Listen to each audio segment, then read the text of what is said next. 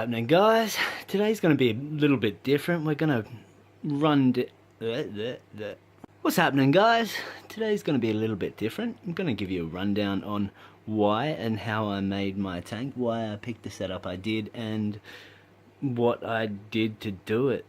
There's going to be videos and music and all sorts of stuff, so fun, yeah. Bye. Oh, and pictures. I can't forget the pictures. There's going to be a couple of pictures, definitely. So why I picked this sump setup that I did was that I always wanted to go the bean animal overflow. I figured if there's the best way to do something, and I'm sorry if anyone gets offended, but in my opinion it does seem to be the best way, why not go that route? So I always planned to run 3. As you can see, there's overflow. You've got your first and your secondary. First, obviously I didn't have a gate valve, but these are pretty high quality ball valves and they seem to get the job done. We've got our first chamber there. We've got our second chamber here, which I've actually made this custom rack here.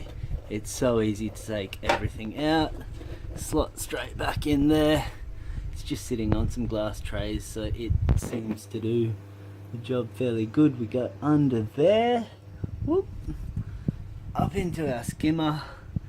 Needs a bit of a clean, but that's like a week. These guys don't produce too much crap, I suppose. We got our fuge here, or what may be at a later date. I've got this level here just a tiny bit higher than I do here. Now everyone seems to normally go under and then over, but think about how hard that is to clean. You can never get into the middle section. So what I did was went over. I've got a catch here. This comes out. It's just actually wedged in there at the moment. I was going to put it on glass trays, but there was no need for it. That catches anything, so it doesn't get put back into the return pump and sent back to the system. So in general, I think I did a fair bit of research, and this is what I came up with. I think I did pretty well. Don't mean to sound cocky, but it definitely gets the job done, and I think there's space for movement in the end. We can definitely upgrade a few bits and sections. Here's our plumbing. So obviously you got return pipe, just a bit of flexi hose, straight into a union, a couple of right angles, and we have 2 ball valves back here, and also just your actual, it's kind of a ball valve too, but double safety. This one's for the reactor, and that one will be for the chiller when I have it hooked up to this tank. Being that it's only got the 2 little Nemos in it, they seem to be fine at the moment. They're all good. So that goes from there along behind and back up through the tank. Seeing as I was building everything from scratch, I thought I may as well do it properly and to the way I wanted. So I always wanted an internal weir, but overflow weir. I never liked them when they're straight because it takes up tank space and whatnot, so I wanted to go on an angle. So that's what I did. In here you can see, here we have our overflow. That's our main drain, and that's our secondary. Got a bit of tube on this. This literally took a couple of hours. I had it tuned in the first night perfectly. It took no time. Got our return line, and obviously back to our whatever you'd call them things. You can see that's our main return, overflow, secondary, and main. Everything fits in there pretty good. I don't want to know what's going to happen if a fish goes in there, but we'll deal with that when it's a problem. Touch wood. Schedule 80 stuff, or whatever it is, the thicker stuff, albeit a little bit more expensive, it is far more easy to work with. You have no gluing.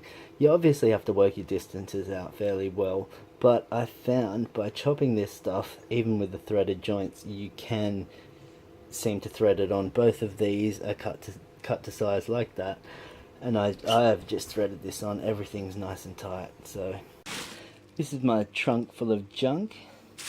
Oops. technically a box, but you work with what you got. Masters, that used to be a thing.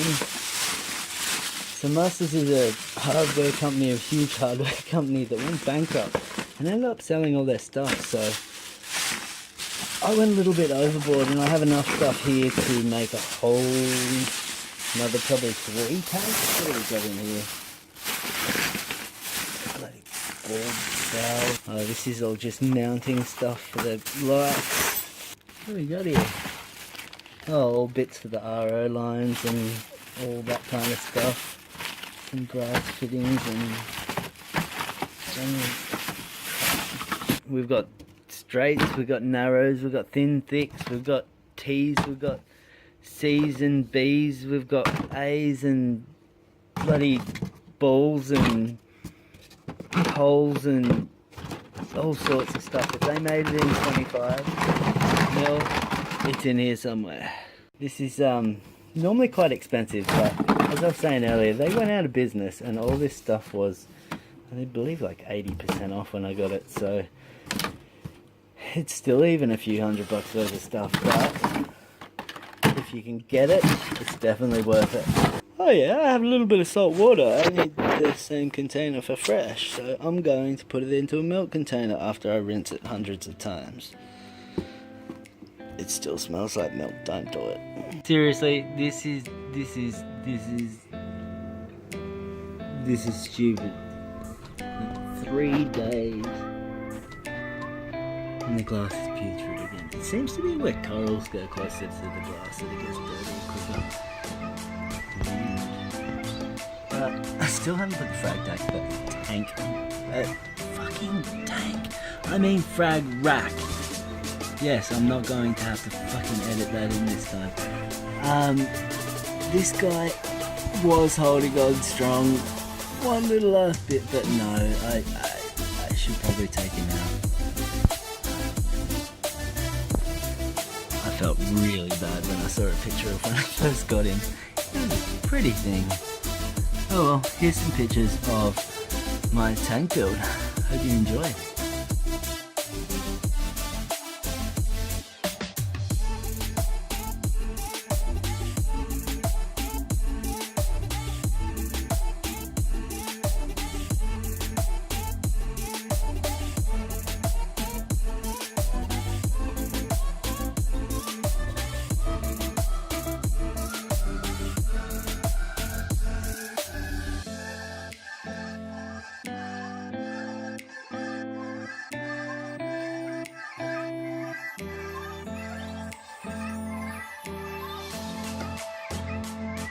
First water going in.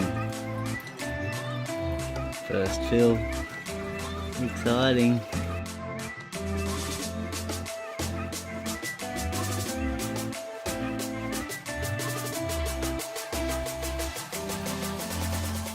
Fire!